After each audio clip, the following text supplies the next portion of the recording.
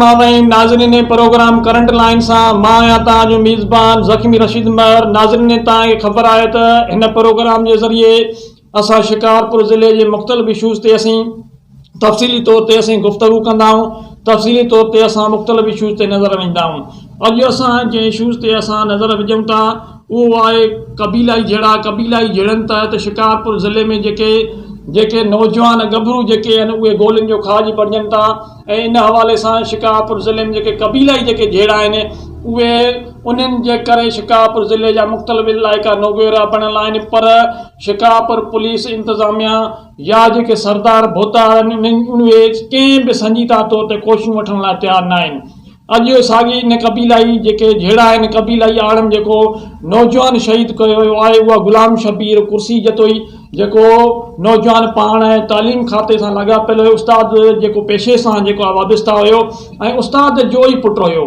उस्ताद ग़ुलाम रसूल जतोई साहिबु जेको सहाफ़त जे हवाले सां जेको आहे हिकिड़ो निमाया किरदारु आहे चक में लखी गुलाम शाह तालके में। ऐं साईं ग़ुलाम रसूल जतोई साहिब जूं सहाफ़त तोड़े हिन समाज में तालीम सिहत ऐं ॿियनि मुख़्तलिफ़ इशूज़ ते साईं जन मुकमल तौर ते फोकस कंदा रहिया आहिनि। ऐं साईं जेको ग़ुलाम रसूल जतोई साहिबु आहे ख़ुदि क़बीलाई जहिड़नि जे ख़िलाफ़ु उनजो बहितरीनु किरदारु आहे ऐं मुनफ़ी सोच रखण माण्हू आहिनि। अॼु उन जे ई जेको आहे माना नौजवान गभरू नौजवान खे शहीद कयो वियो।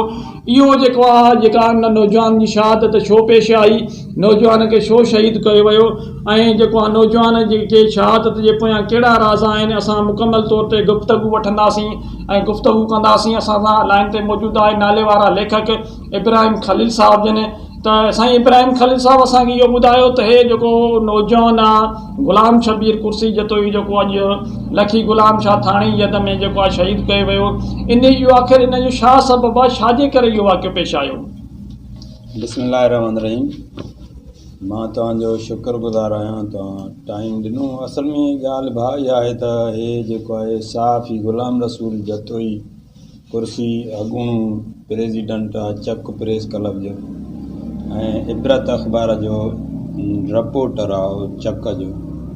उनजो पुटु चवंदा को माल जो वापारु कंदो हुयो या छा बि का हिते दोदे ॻोठ में पिड़ी लॻंदी आहे, दोदे ॻोठ में का पिड़ी लॻंदी आहे या को हिन हिते मतिलबु आयो हिते ई हुयो। वरी हितां उथियो CNG ज़मीर ते मानी काई होटल तां निकितो आहे, हुते हथियार बंदि क़तलु करे विया आहिनि। ऐं सोशल मीडिया जे जेके इतलाउ आहिनि त हुते दल ॻोठ जे महरनि खे ख़ुशीअ मां ठका फ़ैरंग बि कई आहे, जंहिंखां पोइ इहो वाज़िब थी वियो त इहो क़तलु जेको आहे त इन पुराणी तकरार तां थियो आहे, जंहिंजो फ़ैसिलो सरदार अली गौर ख़ान महर ऐं सरदार फ़तेहमंद ख़ान जतोई सर्कट हाउस सखर में कयो हुयो। जेको तव्हां ॿुधायो त इन नौजवान जी शहादत खां पोइ जेको आहे माना लखी गुलाम शाह तालके जे ॻोठ दल में महर बरादरी फायरिंग कई आहे, ख़ुशी में फायरिंग कई आहे। ईअं ई असांखे इहा बि ख़बर पई आहे त इन जो जेको तकरार आहे जेको महर हुजे या जतोई हुजनि, जेके जतोई या महर जा मुख़्तलिफ़ पाड़ा आहिनि उन्हनि में जेको तकरार हुयो त उनजो 14 नवंबर ते 2024 में फ़ैसिलो बि थियो। त इहो इन फ़ैसिले थियण खां पोइ आख़िर कहिड़ी वजूहातनि इहो आख़िर छो जेको आहे इहो वाक़ियो पेश आयो, इन जो को सबबु माना तव्हां पंहिंजी नाले जे मुताबिक़ ॿुधायो त इन जा जेके रीज़न छा हूंदा आहिनि। जेके क़बीलाई जहिड़ा थियनि था उन्हनि जा जरगा बि थियनि था, वरी उहे टुटी था वञनि, आख़िर इन्हनि जा इन्हनि सभिनी जेके आहिनि इन जा छा सबबु हूंदा आहिनि? सबबु इहो ई आहे त हाणे अॻे त इल्ज़ाम हूंदो त धुरियूं एफ़ज़ा न ॾींदियूं आहिनि। हाणे जेतिरे क़दुरु मां हिन जी पुछा कई आहे त जतोई बिरादरीअ ते जेको किश्तवार जी किश्तियूं मुक़ररु हूं उहे पंहिंजो जेको एॾो किश्तियुनि वार ॾींदा आया आहिनि। बाक़ी महर बिरादरीअ ते जेके 3 करोड़ पियल आहे उन्हनि 15 जनवरीअ ते जाइज़ो उन्हनि रुपियो बि जमा न करायो। हिकिड़ी इहा ॻाल्हि आहे। ॿी ॻाल्हि इहा आहे त हे जेके तकरार आहे महर जतोई इहो हमेशह जंहिं ॿिन्ही धुरनि मां जेका बि धुर पावरफुल थींदी आहे उहा ज़रूरु को न को हिते तकरार कराईंदी आहे। असुल में छा आहे त जेको भोतारनि खे इलेक्शन में का स्पेस ईंदी आहे या को हिन जो ॿियो रीज़न आहे, हिन जो हाणे असांखे त नॉलेज न आहे, पर को न को मसइलो उन टाइम में कराए छॾींदा आहिनि। चाहे इलेक्शन गुज़रे या इलेक्शन अचे, अहिड़े तकरार हथी वठनि। हाणे गुज़िरियल साल जी इलेक्शन गुज़री त महर जतोई तकरार माना उन मां शुरू थी वियो ऐं जिते जिन पोलिंगनि ते कुझु टफ टाइम मिलियो सरकारी दौर खे उते त ॼाणी वाणी इहे मसइलो करायो।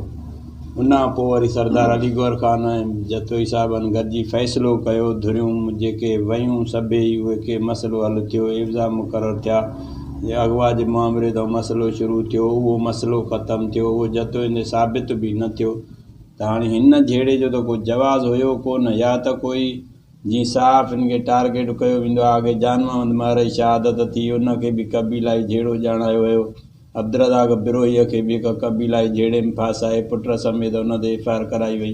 अॼु हिकु ॿिए साहिबीअ जो पुटु क़तलु थियो आहे, पर मां शिकारपुर जे साफ़ हिन ते अफ़सोस आहे त उन्हनि को बि अहिड़ो एहतिजाज रिकॉर्ड न करायो त को साहिबीअ जो पुटु क़तलु थियो आहे ऐं हुनखे हिकिड़ो आम नॉर्मली जहिड़े जो इहो ॾेई दर्जो दवा कबीलाई जहिड़े मरी वियो। पर घणनि साहिबनि त पोस्ट बि कान रखी, का मुज़म्मती का अहिड़ी थींदी आहे त बसि साहिबीअ पुटु क़तल जा घटि में घटि उनजो ॾोह कहिड़ो।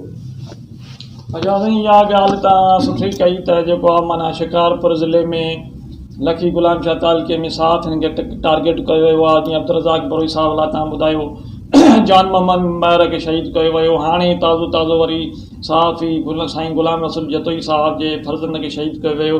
त इहे आख़िर मतिलबु आहे इएं छो थो थिए? इहे कबीलाई जहिड़नि में ज़ाती बिरादरी जे तनाज़नि में जेको आहे माना उनखे फासाए करे हक़ सच लिखण जे ॾोह में जेको आहे उन्हनि जे पुटनि खे औलाद खे ऐं उन्हनि खे शहीद थो कयो वञे, उन्हनि खे फासायो थो वञे, त आख़िर फॉल्ट किथे आहे? असली ॻाल्हि इहा त जेको साफ़ ई आहे त उहो पुलिस जे त टारगेट ते आहे ई आहे ऐं हुन खां पोइ जेको इलाक़ाई कुझु माण्हू ताक़तवर आहिनि उन्हनि जे बि टारगेट ते हूंदो आहे।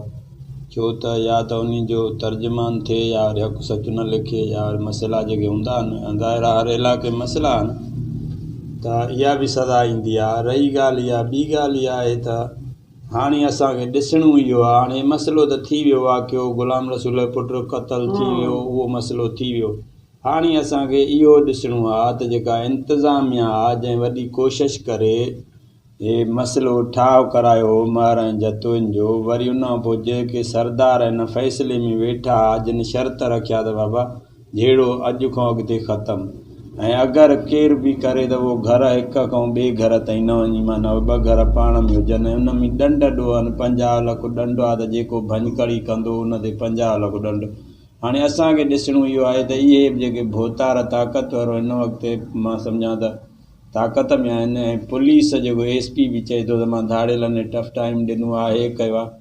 हाणे असांखे हे जेको इन लाइ खून जो मसइलो आहे न, हे टेस्ट केस आहे। जेकॾहिं जवाबदार अरेस्ट थिया, गिरफ़्तार थिया ऐं त उन में कानून जी अमलदारी ऐं भोतारनि जी अमलदारी जी ख़बर पइजी वेंदी। छो त असांखे इहो ई ॾिसणो आहे त भोतारनि जिन फ़ैसिलो कयो हेॾे पैमाने ते उन जी उन भञकड़ी कई आहे ऐं SP शिकारपुर जेको पोस्ट ते चिड़ी पंहिंजे ख़िलाफ़ु उहो केस कंदो आहे FIR उन माण्हूअ ते त हिन मुंहिंजे ख़िलाफ़ु सोशल मीडिया ते छो लिखियो, उन ते FIR कंदो आहे या कराईंदो आहे। हाणे उनखे ॾिसूं त हिन खूनी जेके वाक़िया थिया आहिनि त इन जा जवाबदार गिरफ़्तार थो करे या उहो वरी बि असां ते ई कावड़जी असां ते का FIR कंदो। अच्छा साईं, तव्हां जेका ॻाल्हि कई त जेके जरगा थियनि था, मतिलबु आहे इहो महर जतोई जेको तकरार आहे इहो गुज़िरियल 50 साल खां या अञा बि पुराणो इहो हलंदो अचे थो। वरी वक़्तनि ब वक़्तनि ठाह बि थिया आहिनि, फ़ैसिला थिया आहिनि, त उहे जरगनि जा इहे फ़ैसिला बि थियनि था, जरगा बि थियनि था ऐं जरगनि में खून में पाड़जी बि वञनि था,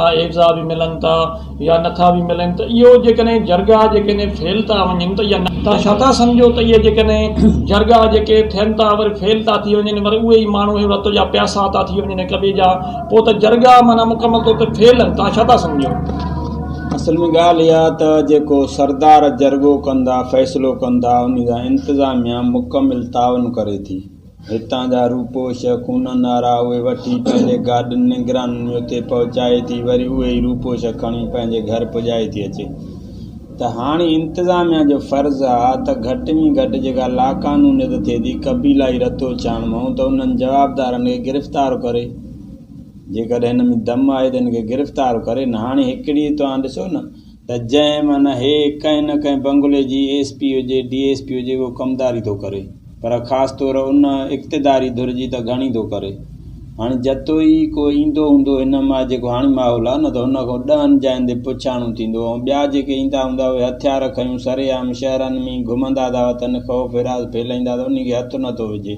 घणो मसइलो त इन जे करे बि ख़राबु थो थिए अगरि कानून में हथियार मार हुजे या जतोई उहो खणी थो त उहो मुजरिम हुजणु घुरिजे, उनखे गिरफ़्तार कयो वञे, उन ते जेको आहे कानून मुताबिक़ कार्रवाई कई वञे त हे खून छो थियनि। हे असुल में शिकारपुर खे हिननि लोगो एरिया हथ सां पुलिस ठाहियो आहे। हे जेको बजट थी अचे बदअमनीअ जी 1.5 अरब उहो खाइण जे लाइ किथे धाड़ेलनि खां माण्हू अगवा कराइनि था, किथे क़बीलाई जहिड़े में माण्हू माराइनि था। इन में सॼो रोल सरदारनि खां वधीक पुलिस जो आहे, छो त माण्हू गिरफ़्तार करणु, कानून जी अमलदारी क़ाइमु करणु पुलिस जो कमु आहे, सरदारनि जो कमु इहो न आहे। सरदारनि जो कमु आहे जेके ॿधरियूं विढ़नि थियूं उन्हनि में सुलह कराइणु, उहो सरदारनि जो कमु आहे। इन सुलह खे अॻिते क़ाइमु रखण में पुलिस जो ऐं इंतिज़ामिया जो रोल आहे, उहो पंहिंजो किरदारु अदा ई नथी करे। अच्छा साईं इब्राहिम खलील साहब, हाणे ॻाल्हि इहा ई आहे त जेको अॼु नौजवान शहीद थियो आहे गुलाम शबीर कुर्सी जतोई, उहो पाण बि जेको आहे उस्तादु हुयो ऐं उस्ताद जो पुटु हुयो, सहाफ़ी हुयो, त एफ़्ज़ो बि मिलियो, हर शइ थी वई। ॿी हिकिड़ी तव्हां हिकिड़ी ॻाल्हि कई त माना गवर्नमेंट जो पावर जेकॾहिं कहिड़े बि सियासतदान खे मिले थो त उहो पंहिंजो इस्तेमालु करे थो, इहा वाक़ई ॻाल्हि आहे। हा बिल्कुलु। असल में चाहे तव्हां ॾिसो न, जॾहिं बि मर ऐं जतोई जहिड़ो थियो आहे, तव्हां ॾिसो जेका दुर पावरफुल थी आहे उन इंतिज़ामी हिसाब सां पंहिंजे हुन सां हर शइ सां उन इन तकरार खे हथी ॾिवारी आहे। इन कॾहिं बि न चाहियो आहे त कोई रतो छाण न थिए, इंसानियत जो क़त्ल आम न थिए, या त इन में हिकिड़ो इहा ॻाल्हि आहे। ॿी इहा ॻाल्हि आहे त ग़ुलाम रसूलारनि ते इल्ज़ाम हुयो त उन्हनि हिकिड़ा 2 माण्हू जेके मरनि जा मिसिंग थिया, अगवा थिया, उन्हनि जो इल्ज़ाम हो त इन्हनि अगवा कराया, उतां इहो जहिड़ो थियो ऐं उतां इहे माण्हू क़तल थिया। जेको बि मसइलो वॾो वधी वियो त उन में वरी जेको ठाह थियो त उहो हुन ते इल्ज़ाम साबित न थियो, उन ते हुन जेके सरदारनि साख कई उहा बि निबेरजी वई, साख जतोइनि जा उहे खणी विया। ऐं अॼु ताईं ॿई जेके अगवा थियल माण्हू हुआ उन्हनि जो कोई माना बयानु न आयो, न वरी को उन्हनि खां पुछाणो थियो त भाउ हे त साख खणी विया, तव्हां कंहिं अगवा कयो, न इंतिज़ामिया न वरी सरदारनि अहिड़ी का सफ़ाई कई, बसि साख हुन दुर ते थी इल्ज़ाम हो उहा थी वई। इहो जेके बि खून थिया चक में चवंदा जे शहर मां उहे, या जेके कचे में पके ते जेके बि क़तल थिया त इन्हनि में ग़ुलाम रसूलारनि जो इहो जेको पाड़ो हो त उनखे मुलविस करार ॾिनो ऐं थी सघे उहे हुजनि बि, छो त उन जा माण्हू क़तल थिया पे विढ़िया पे त आम्हूं साम्हूं हिक ॿिए ते फ़िरंग त हूंदी आहे ॾींहुं राति। ऐं हुननि चवंदा को ग़ुलाम रसूल भाटियो फटी बि हुयो, पर हाणे उहो त फ़ैसिलो थी वियो न, अगरि न करिणो दलाइनि खे न करिणो उहो फ़ैसिलो त अचनि ई न हा, पोइ भले विढ़ंदा उन सां त पोइ इन में त हा पोइ जवाज़ न आहे। ईअं त सॼा फ़ैसिला थियलनि पोइ त सुभाणे हर को बंदूक खणी माण्हू मारींदो। नाज़रीन, इब्राहिम खलील साहब जिन असां सां गॾु मौजूदु आहिनि। असां हिते जेको आहे सियासी समाजी अॻुवान ऐं जमीयत उलमा इस्लाम जे ज़िले तर्जुमान हाफ़िज़ रफ़ीक़ अहमद शर खे लाइन ते वठंदासीं त जेको लखी ग़ुलाम शाह तालके जो बि रहवासी आहे ऐं लखी ग़ुलाम शाह तालके जी सॼी सूरत हाल खे ॾिसनि था त उहे इन कहिड़ी नज़र सां ॾिसनि था। जेको जान खान में जेको अॼु वाक़ियो पेश आयो आहे त हाफ़िज़ साहब सां राब्तो कंदासीं। त हाफ़िज़ साहब इहो तव्हां हिनखे कीअं था ॾिसो जेको अॼु नौजवान शहीद कयो वियो आहे शबीर जेको कुर्सी जतोई आहे, इहो जेको आहे ॿुधायो पियो वञे त महर जतोई तकरार जी आड़ में क़तलु कयो वियो आहे। हालांकि महर जतोई तकरार जो जेको फ़ैसिलो हुयो जरगो 14 नवंबर 2024 ते थियो, त इहो आख़िर जेको आहे जर्गा फेल छो था वञनि, इहो नौजवान खे जेको आहे शहीद कयो वियो छाजे करे, छा माना तव्हां बि हिकिड़ी जमात जा हिकिड़ा मेन उहिदेदार छा था सम्झो इहो? साईं ॻाल्हि त इहा आहे त जॾहिं फ़ैसिलो थियल हुयो त फ़ैसिले खां बाद में अॻराई करणु, हाणे हुन फ़ैसिले जी ज़ाहिर ॻाल्हि आहे फतवा हूंदी त जेको अॻराई कंदो हुनखे एतिरो ॾंड हूंदो, हुनते का ॻाल्हि रखियल हूंदी। आख़िर ईअं बनी कॾहिं थी आहे त उनजी कहिड़ी वजह थी सघे थी, जीअं त वरी मामलो उन्हनि माण्हुनि सां मुलाक़ात करण खां बाद में ख़बर पवंदी त ईअं छो थियो आहे। बिल्कुलु थी वियो हो, हुनजो सबबु इहो आहे त तंहिं जा जेके एफ़्ज़ा आहिनि उहे मालिकनि खे मिलनि नथा। ज़ाहिरी त ईअं सम्झ में अचे थो जेकॾहिं मालिकनि खे एफ़्ज़ा मिलनि ऐं हुन खां मिलण खां बाद में किथे किथे ईअं बि थियो आहे त मुआवज़ा वठी बि वरी झगड़ा थींदा आहिनि, जहिड़ा थी पवंदा आहिनि। सो इहो मेन किरदारु आहे। फ़ैसिलो त चङनि सरदारनि बोदारनि कयो, पर हाणे हुन ते अमल बि थिए। अमल केरु कराए? अमल त रियासत कराए सघे थी या गवर्नमेंट कराए सघे थी। त जॾहिं फ़ैसिला थी विया उन खां बाद में इहो छो थियो आहे? हाणे जीअं इन दहशतगर्दी जे हिसाब सां इन नौजवान क़तल थियो आहे, फ़ैसिले थियण खां बाद में हाणे त वरी हुकूमत जी रिट आहे त उहा हुकूमत पंहिंजो कमु करे ॾेखारे ऐं इन शइ ते राब्तो आणे। जे न त अलाह ख़ैर करे इहो वरी जहिड़े जो अञा अंदेशो ख़तरनाक निकिरो थो। अच्छा हाफ़िज़ साहब, हिते ॿी बि ॻाल्हि तव्हांखे नोट कराईंदा हलूं त जेको आहे माना जेको शहीद नौजवान हुयो उहो साफ़ ई साईं ग़ुलाम रसूल जतोई साहब जो फर्ज़ंद हुयो, जेको टीचर बि हुयो। ऐं लखी ग़ुलाम शाह तालके में हिकु जेको आहे साफ़ी खे पुट खे शहीद कयो वियो, अब्दुर्रज़ाक बिरोई ते जेको आहे केस दाख़िल कयो वियो, शहीद जान मोहम्मद खे शहीद कयो वियो। त आख़िर इहो छा सबबनि जो साफ़ हिन खे क़बीलाई जहिड़नि में हिननि में फासायो थो वञे? सही असुल में हाणे जेको रुझान जेको थियो आहे क़बीले जहिड़नि जो रुख जेको आहे उहो इहे आहे, पढ़ियल लिखियलनि खे फासाइण ऐं शरीफ़ इंसाननि खे फासाइण। हालांकि उस्ताद ग़ुलाम रसूल बहितरीन इंसान आहे ऐं उहो अमन पसंद आहे। उन काफ़ी दफ़ा इन्हनि जहिड़नि खे ख़तमु करण लाइ आपा बि वरिता। ख़ुदि असांजे हुन सां मुलाक़ातूं थींदियूं रहंदियूं आहिनि। उहो हिकु बहितरीन इंसान ऐं अमन पसंद आहे। हू त हिकिड़े पंहिंजा बच्चा इन कचे मां आणे करे दीनी मदरसनि में तालीम ॾियारी, हाफ़िज़ क़ुरान जा हाफ़िज़ बणाया, आलिम बणाया आहिनि। उनखे अलावा पाण हिकिड़े दुनियावी तालीम सां हुनजो तालुक़ु आहे। उहो हेॾो शरीफ़ इंसान, उनखे बि इन जहिड़े में फासाए करे इहो रुख जेको आहे त साईं ईअं जीअं सावंत शहीद कयो वियो प्रोफेसर, उहो ई हिकिड़ो रुख आहे त जीअं पढ़ियल लिखियलनि खे असां फासायूं, जीअं उहे बि सुकून सां न हुजनि। इन करे हुकूमत खे घुरिजे त इन शयुनि ते क़बीला जहिड़नि ते ख़ासि तौर ते तवजो ॾियनि। पंहिंजे ज़िले शिकारपुर तालुके लखी वञी के बि जहिड़ा हलंदा आहिनि उन ते कंट्रोल कराए। हुकूमत जी इहे वस आहे ऐं हुकूमत ई करे सघे थी। अच्छा साईं। जी जी सर अस्सलाम वालेकुम। वालेकुम जी इब्राहिम साहब। सर असांजो सुवाल त इहो आहे, हाणे जेको तव्हां इंतिज़ामिया जे लाइ चओ था या सभिनी जो उमेद बि आहे त इंतिज़ामिया सभु कुझु कंदी। हाणे जेको इंतिज़ामिया जो त ॾिसूं था, जीअं जान मोहम्मद महर क़तल थियो, उन क़बीलाई जहिड़े जो रंग ॾिनो वियो। उन खां पोइ अब्दुर्रज़ाक बिरोईअ जे पुट सूदो फासायो वियो हिकिड़े क़तल जे केस में। ऐं उन खां अलावा हाणे जेको इंतिज़ामिया जो जेको आहे त साईं अब्दुल्ला महर साहिब ते अलाह साईं हुनखे ख़ुशि रखे, उन ते 2-3 चकर हमला थिया आहिनि। उनजे पर जूं कोशिशूं कयूं, पर जवाबदार अॼु ताईं उन हमलनि जो बि गिरफ़्तार इंतिज़ामिया करे न सघी आहे। ऐं मीर ग़ालिब ख़ान डोमकी ते हमिलो थियो, उन जी फैमिलीअ जा मसइला थिया, उनजो बि असां को ख़ातिर ख़्वाह अहिड़ो न ॾिठो आहे। इंतिज़ामिया जेका चऊं था त उहा हर शइ कंदी आहे। इन तव्हां कीअं था ॾिसो? इहो असां इंतिज़ामिया जी हिकिड़ी लापरवाही न हली सम्झी सघूं था। बाक़ी इंतिज़ामिया जी त वस में उहो करे त करे सघे थी पई। इहो इंतिज़ामिया खे आख़िर इंतिज़ामिया ख़ामोश छो आहे? हिन ते हिकु पासे ॿुधूं था त SHG साहिब ॾुआरनि ते कंट्रोल करण लाइ ॾुआरनि जे पोयां बाक़ाइदा संदरो ॿधी बीठो आहे ऐं गॾु लॻल आहे। ॿिए पासे खां ॾुअनि ते ज़ाब्तो कोन्हे, खून रेज़ी आम थी वई आहे, रोज़ माण्हू क़तल थियनि था। ॻाल्हि सम्झ खां ॿाहिरि आहे। लेकिन वरी बि इहो बि गवर्नमेंट ऐं इंतिज़ामिया जी ज़िम्मे आहे त जेके फ़ैसिला थियल आहिनि उन ते दरामद बि इंतिज़ामिया ई कराए सघे थी। बोतार सरदार त फ़ैसिलो कंदा आहिनि, फ़ैसिले करण खां बाद में जेके विढ़नि था या जेके अॻिराई करनि था त उन सां वरी पोइ गवर्नमेंट सही तरीक़े सां निमटे त इहो ई अॻिते लाइ वरी बि को पंहिंजो ऐं बदमनी खे लॻी सघे थो, न त इहे पिया जहिड़ा थींदा रहंदा। त मां अर्ज़ु करियुमि त इहो SSG जी ज़िम्मेवारी आहे, पुलिस जी ज़िम्मेवारी आहे, रियासत जी ज़िम्मेवारी आहे। पर हू इन ज़िम्मेवारी खां पाण खे अलाए छो आजो सम्झ वेठा आहिनि, अलाए कहिड़े हुनते कंहिं हुन में लॻा पिया आहिनि मसरूफ़ आहिनि जो हुनखे इहो ख़्यालु आहे जुम में नथी चुरे त भई हेॾे को बदमनी आहे या माण्हू रोज़ फुरजनि था या गाॾी कढजनि थियूं या माण्हू क़तल थियनि था, खून थियनि था। थोरो SSG साहिब खे इन में इन तरफ़ बि तवजो ॾियणो घुरिजे।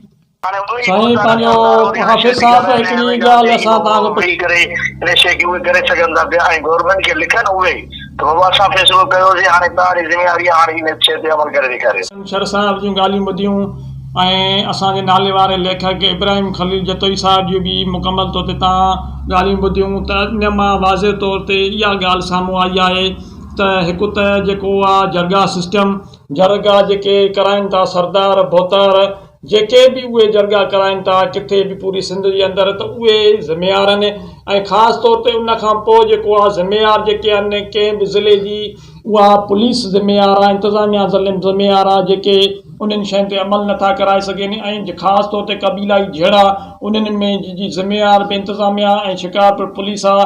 असां इन प्रोग्राम जे ज़रिए इहो मैसेज कन्वे करणु चाहींदासीं त शिकारपुर जी इंतिज़ामिया खे घुरिजे त इन्हनि क़बीलाई जहिड़नि जे ख़ात्मे जे लाइ को मुतहर किरदारु अदा कनि ऐं अहिड़ो क़ानून साज़ी कनि या अहिड़ो मतिलबु क़दम खणनि जंहिं ज़रिए अमन अमान थी सघे। ईंदड़ प्रोग्राम ताईं इजाज़त ॾींदा। अला वाई।